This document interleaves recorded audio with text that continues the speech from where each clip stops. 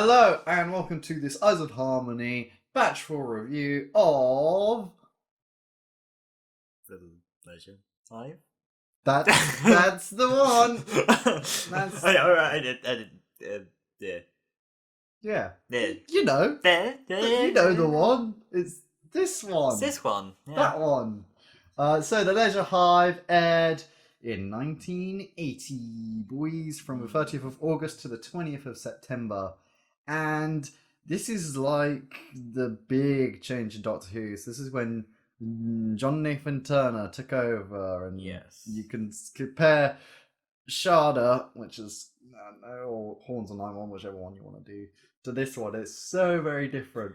I actually would disagree. I think from of course you got the opening, you got the different music, but actually if you look at the story itself, the way that the sets are constructed and everything in that, it's not actually very different at all. I could see this with the different music still being something from the earlier era. Really, I don't know. Well, one, I found this one quite lackluster. I mean, to start with, that opening shot over a minute on of just Blimmin' beat. a fucking pan shot. Like, what were they even trying to achieve? I wonder. I'm gonna actually look. Atmosphere. Was the episode short or something on time? Okay. Wow, all of these are really short. So part 1 was 23 minutes 33 seconds. That's the longest one due to that beach pan shot. Part 2 is only 20 minutes. Part 3 is only 21, and part 4 is only 21. That is short. Yeah, as far as this classic Doctor Who is concerned, and it's still dragged. Yeah, well, I mean, the thing about this story is that the first episode is not very good, to be quite frank. Awful. Yeah. I mean, the way they kill K9 is just disrespectful to start with. Well, because you didn't like him, John Nathan Turner. Although, it's not killing per se, it's just out of commission for this episode. He's back later. But, there was some really weird transitions. Like the whole, what was that? How was up with that starry transition? Yeah. It was bizarre. And then they go on about teriyaki. I don't know. And it's just, it's difficult to follow. It's not very interesting for the most part. It's so boring. It does pick up. Like, episodes 3 and 4 are reasonably decent. Like, it's not. Yeah, I'd say it did pick up. I'd say the cliffhangers were good. Oh yeah, regardless, all of them were very, very solid cliffhangers. Like, actually, you're like, oh shit! Like for all 3 of them. Yeah. I'd say obviously part 1's cliffhanger's obviously the best one. Doctor being split to pieces. Cliffhanger. Although I'd still say the one where he ages. That's also a good one, but you can kind of tell what's going to happen already because it's like, because you saw what happened to the hourglass, so you kind of. Well, what, they explode? Yes. It didn't do that. Exploded. His hair exploded. Not really. Yeah, it did. It went out. It went white. Like explosions burn stuff, so it's gone white. Yeah. But yeah, I just thought this was. There's some very interesting concepts in there. It's just more on an execution level that it wasn't so interesting. Yeah, a few likable characters in here. I did like Leela and Peggle, whatever. was an interesting villain. Just in regards to his motivations and why, there's a lot of certainly backstory, and they try to build up this interesting lore to this place. Why is it like it? What what are they doing, etc. And I mean, it could have been good in another story. I think the sets make it very bland as well. That doesn't help. Or the main hall's alright. It's more the corridors. Corridors are very, very bland, and that's the issue. Just my pet hate in classic Doctor Who is corridor stories, where there's just corridor after corridor, and they just shift it around, and where they just set stuff in the corridors. It's so naff. Yeah, I mean, not every example of it. I mean, sometimes it can be done to good effect, but it's usually the ones where they do like a plain white hallway, Yeah, which does happen a lot in Classic Dot 2, which is yeah. it gets tiring to see, and it's just endless conversations. I mean, Tom Baker was solid, but there was just lots of really obvious.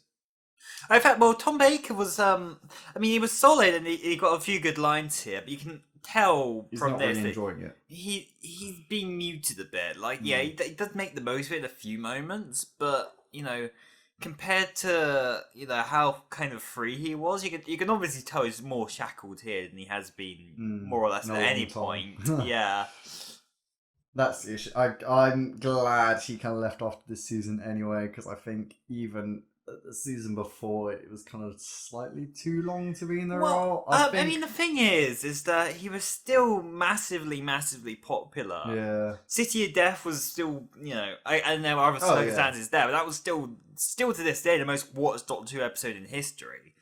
And there were several good stories throughout the second half of his series. For all intents and purposes, had he got on with with John whoever it Nathan was, Turner, yeah. or whoever else would have, Take it over, yeah.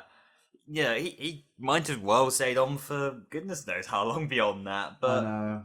you know, and yeah, I mean, variety would have been nice, but I don't entirely. I could have almost seen him staying a few more years had the show not changed so rapidly and him not changing. I guess is the thing.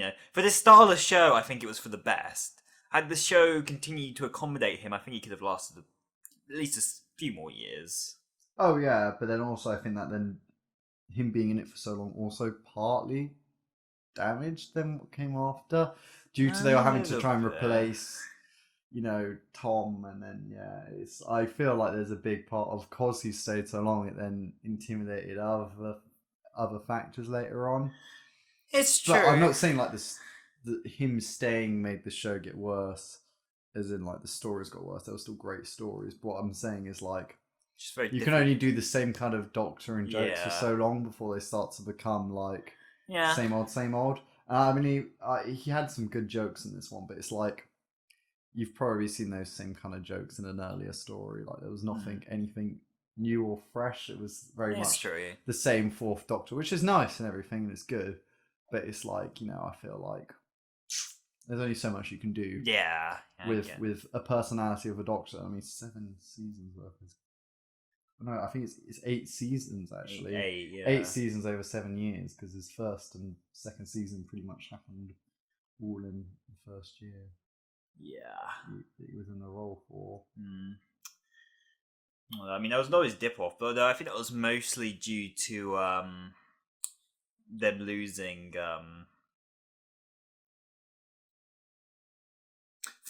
Philip. Oh, Philip. Philip, yeah. Yeah. I mean, not that what's his name? David, the guy who took over. Uh, Oh no, Graham. I don't remember. Sorry, I'm just drawing a huge blank here. what But are you talking about? The person who took the over? producers, yeah, Well, John Nathan Turner took before him, over. Oh, right, the one before. There was Philip Hinchcliffe. before, and there was a guy in the middle who did it Oh, was there? between.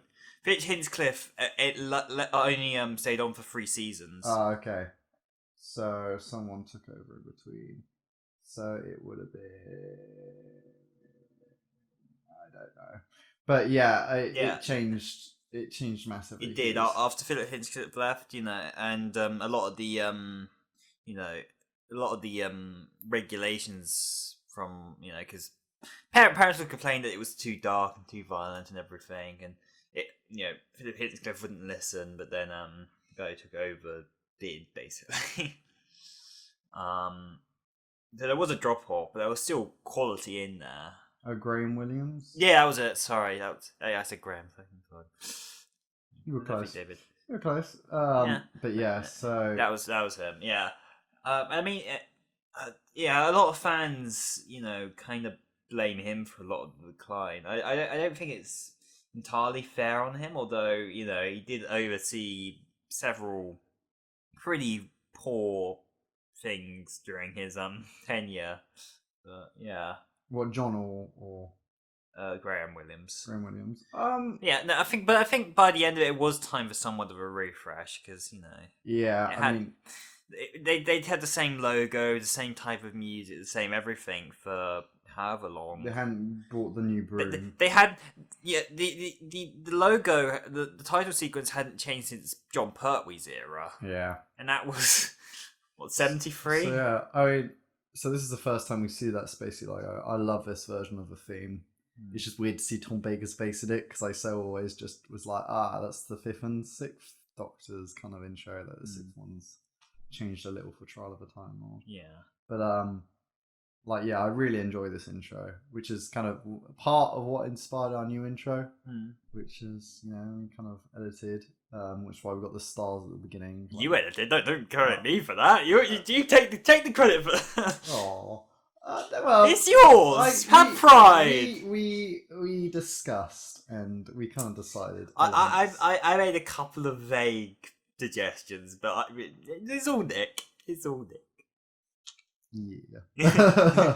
So yeah, I think this was the wrong kind of episode to kick off a series with, especially your brand new era. Well, I think episode 1 was the wrong. It's awful. It's like you're saying, this is new Doctor Who, look at the title sequence, then a minute-long pan of just fucking beach. That is not the impact you want to give for new series of Doctor Who. Indeed. Like, do you know how Moffat started his series? Like, freaking TARDIS crash landing over London and the Doctor hanging out. Like, that is how you bring in a new series. That's how you're like, look at this shit. Not this. I mean, it's it was a really big mistrade. The directing though by Lovett Bickford. That was a really interesting name. Lovett Bickford. It was really good. It was quite cinematic. Sometimes it was a really nice over the shoulder shot. At one point, I was like, "Oh, whoa!" And they had a nice pan where they walked towards the camera. They kind of went around it and came back to the control panel. There was some really nice shit in there. Yeah, and the story itself isn't bad per se. It has a few interesting twists to it, and a lot of it's just fake talking. science mumbo jumbo, isn't it? Yeah, it is. Oh, look, this is a thing, and we've got to do this, and that is cool because TARDIS. Oh, let's mention the Black Guardian. Remember the Black Guardian from 2 seasons ago? Yeah, because the guy who wrote 2 of the Black Guardian series stories. He wrote Stones of Blood and Androids of Tara. Well, it was important because, of course, they still had the randomizer from the end of last series. Yeah. So that was like, hey, remember? This is basically just a story to get rid of that, basically. Really.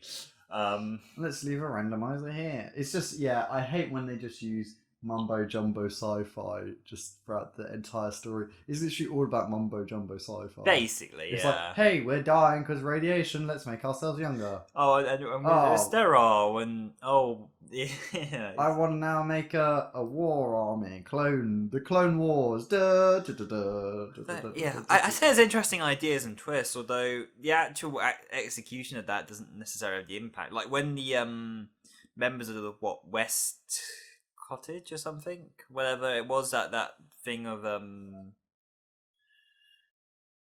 that rebel group, when they're revealed, there isn't much impact to that really. Yeah, it's kind of like it's like, oh, that happened right in the middle of a scene where Pengle's going off on something. He's like, oh, we're here, hey, we're gonna arrest these guys, so long, and he's like, no, I'm gonna stop them from leaving, and then we cut to another scene where he's just wandering back in the control room. We didn't see him stop them. There wasn't any aggressive actions. And then he blew up the ship, which conveniently they're not dead. The bad guys were on, but not the good ones, because they decided to leave without them. The good old Famazi. The mystery that they build up with the Famazi is kind of interesting, because you see like the guy in the cupboard without the eyes and whatnot, and it's a creepy build up to it all.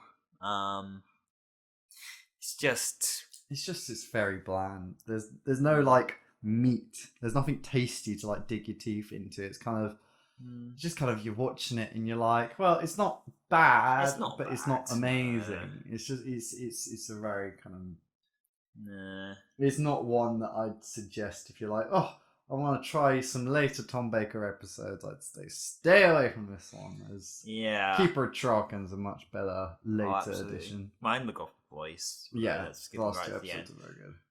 I still need to see the East-based stuff though. Yeah, I haven't quite gotten there very yet. much like this. Hmm. It's like, I think Keeper of Traken look over voice at the high points, and the rest of the series before it's a bit meh. And then I think when John Nathan Turner got to actually do a proper reboot with a new Doctor and everything, that's like where I think like his idea of Doctor Who came far more in. The issue with this is he was having to work with someone he didn't really want to be the Doctor. He didn't really want Tom. Like Tom was like, "Oh, I'm gonna leave," and they're like, "Okay, cool." Well, yeah, When all the times before they're like, "Oh no, Tom, please stay, don't go, Tom. We love you, Tom." yeah. And Tom was like, "Oh, all right then, one more season. You have twisted my arm." Basically. That's pretty much what yeah. happened. It's funny in terms of John Nathan Turner because he's been with the show for a very, very long time before that. It's just like Derek Production. I think I saw him credited on Patrick Troughton episodes, I believe. Yeah, he was with the show for ages, so I don't know Yeah. how he kind of did such Just- odd choices later on. Slowly worked his way up. It was very weird. Though, in fairness, in regards to continuity with the rest of the show, I think he was more consistent with it than pretty much any of the other. More references and whatnot to the previous stuff during his era than I think really any other time. Yeah, so what's interesting is he must have started their relationship just about when they were filming this one. Because they got married in December of 1980. So I thought it was on and off beforehand, though. I think. I mean, for don't know. Lala and yeah, for Lala and Tom Baker. I think it was on and off before that, though. I think. Yeah. I think there was some awkwardness on sets during certain filming things, and I do believe. Interesting. Very interesting. Such an interesting. I guess the other part of the new production that we should probably discuss is the new costume, which Nick isn't too big on. I'm not a massive fan of the burgundy. I thought it was really weird just to make a new costume for that final season. Well, I mean, you didn't necessarily assume that it would be necessarily, although when designing the costume, you wouldn't necessarily. I just think it was weird to do an entire new. Well, it's just a completely change the tone of the show. You wouldn't kind of go half on it and just just we're gonna change the logos, we're gonna change everything. Just leave the costume though. Well, I mean, it just gives an entirely new feel to the show. I mean, and Tom Baker's costume kept changing anyway. It's not like it was the same. This is like just such a dramatic and it was like not explained. It's actually not really that dramatic. I mean, the only thing that really changed about it was the color scheme. Actually, he still had a long coat, long scarf, and shirt underneath. It wasn't that different. It's got the question marks on the collar. Yeah, this is where that began. Yeah. But I didn't mind the color scheme. Just as a one-off thing, I thought it was kind of neat.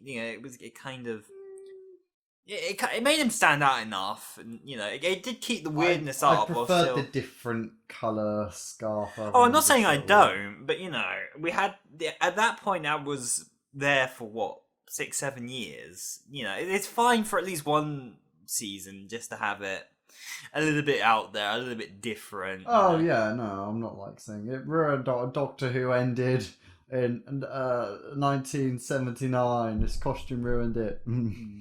Everything after that is a lie. No, so I was always kind of fond of the burgundy, to be honest. Yeah.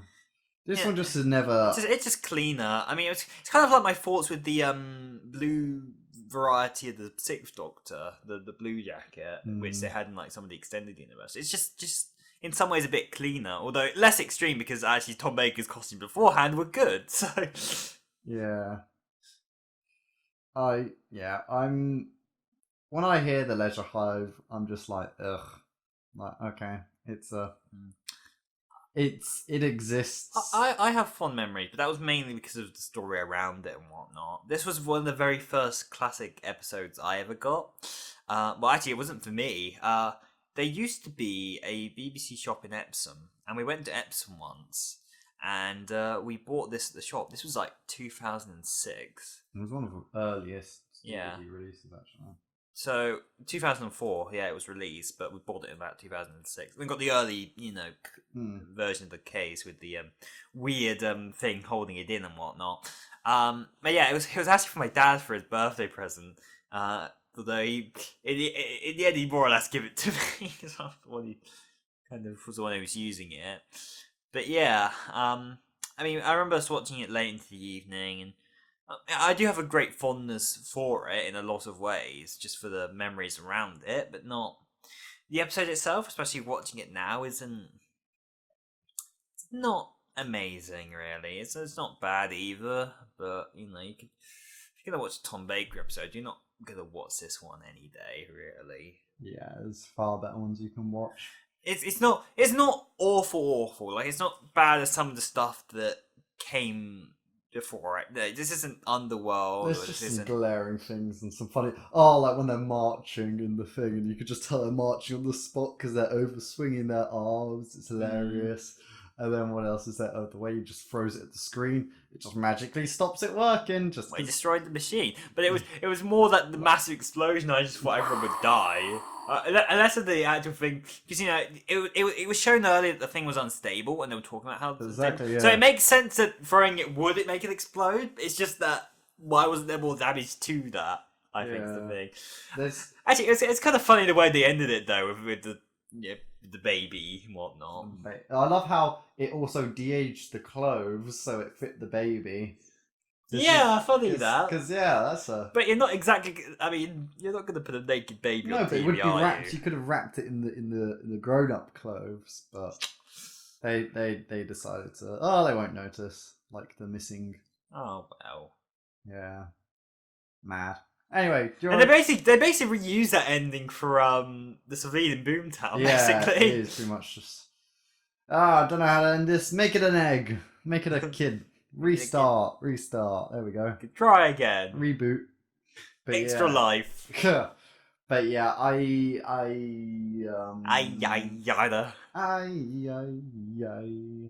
I'm going to conclude.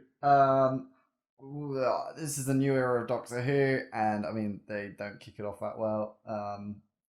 I think Meglos, the next story, is a whole lot better than this one, and they probably should have started with that one. This is just a massive. This entire episode is pretty much just a massive plot device, just to get rid of a randomizer, get rid of K9 temporarily, and it's just very. It's padded. You can tell that the script must have been a bit. For every episode to be around 20 minutes, all of them. And the only reason the first episode is longer at 23 minutes is like there's an opening 1 minute like pan shot. And then when they're zooming out on the beach and she's talking for ages and they do this really weird effects. The effects are quite lazy when they're cutting through the wall. It doesn't even get to the very edge of a screen. They just literally have a picture and put like a drawer thing on it. And then the drawing doesn't even like touch the edge of a screen, and it's just the model works nice, but then they reuse the same model shot over and over, so that it becomes less impressive. But that was a thing also in the previous series. But it's still like kind of a bit. You could have just filmed another angle or something, just so same thing. Just no, I was just saying that the model work being good was also a thing before. Oh yeah, no, but like it was. It's just a very very flat story is what I do. It's like it's when you leave your Coca-Cola on the side and it just goes flat. So it's got all the nice bits in it. So there's still Tom Baker doing decently, and there's still nice costumes. The aliens are good. It's got some good parts. It's got some funny parts, but overall it's just a bit flat. So I think I'd give Leisure Hive a 4 out of 10. I think there's so much better Tom Baker out there. I believe 3 would be too harsh. Yeah. I say 4 is a very fair rating for this story. It's especially as when you're coming to a new series and with all these new things, you'd want it to be like, hey, we're back. Like, look at this new series. We're gonna get more viewers in. But this one was like one where I could see people who were just kind of getting to the age where they weren't sure if they're going to carry on watching Doctor Who, anymore. I could see them dropping off. I mean, between the first episode and the second episode, they lost 0.9 million, which is quite a lot. And and then the next week was also 5 million, and the week after that was 4.5 million. So they lost over 1 million viewers. Don't know what was on TV at the same time though. Yeah. So it's difficult to say circumstances for back then. However, it did then go kind of back up, but it was kind of then kind of all very much kind of around until the end of the season, where arguably my more favorite episodes decided to go back up. So because they knew Tom Baker was leaving. Yeah, I guess that would also probably help. But it should have been like the first episode should make people want to go up, especially when the series before started with 13 million, and then the next series started with 5.9 million. Like, what happened? The series ended on a 10.4. How could you lose over half your audience? And I'd be really interested if anybody out there listening right now knew what happened around that time, so you could fill us in and maybe say what happened. I mean, it was less than a year. Last episode of Holmes of Nymon was 12th of January. This started 30th of August, so it'd be interesting to know what the hell happened. Yeah. So yeah, 4 out of 10. Okay. So this story, I mean, it's perfectly fine. Like, there's some interesting concepts here. I quite like the acting generally. Some of the characters are pleasant or nice. Or in the case of Peggle Poggle, whatever, he's over the top enough and entertaining to watch, to where you do keep interested enough during those last couple of episodes where he's really prominent. When his story picks up, the story as a whole picks up. It just takes way too long to get there. Like, the first episode is slow, and it's messed with a myriad of editing strangeness and odd long shots and weird technical mumbo jumble babble. That just isn't interesting. Like, you really have to focus on this to kind of get everything that's going on. I had to explain to Nick several times, this is why this, or whatever. So some of the costume designs are nice. Some of the set pieces are alright, although the corridors are boring. As I said, there's some interesting ideas here. Some perfectly decent concepts and some perfectly decent. That's just the thing. It's perfectly decent. It's certainly not a bad episode. There were far worse before, and there will be far worse after. But at the same time, it's not ever going to be a story that will.